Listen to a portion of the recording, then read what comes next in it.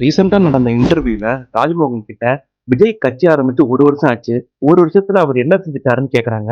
அதுக்கு விஜயோட சாதனைகளை லிஸ்ட் போட்ட ராஜ்மோகன் கிட்டத்தட்ட கட்சி ஆரம்பிச்சு ஓராண்டு ஆயிடுச்சுன்னு நினைக்கிறேன். இந்த ஓராண்டுகள்ல அவர் பெருசா வெளியில தலை காட்டல அப்படிங்கிற ஒரு கேள்விக்கு நான் சலிக்கும் வரை பதில் சொன்னதை தாண்டி வாய் வலிக்கும் வரை பதில் சொல்லிட்டோம். ஷார்ட் அண்ட் ஸ்வீட்டா சொல்றேனே, கட்சி தொடங்க மாட்டாருனாங்க, தொடங்கினார்.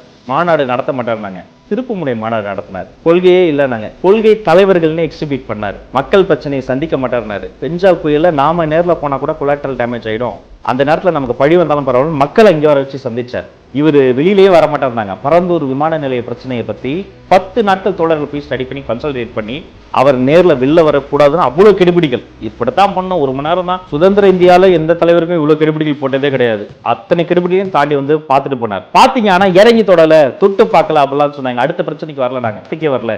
நீங்க எதையெல்லாம் பண்ணலன்னு சொன்னீங்களோ அதையெல்லாம் அப்படி தட்டி தூக்கி மாசா பண்ணி மக்கள் எழுச்சி மத்தியில தலைவர் நிக்கிறாரு.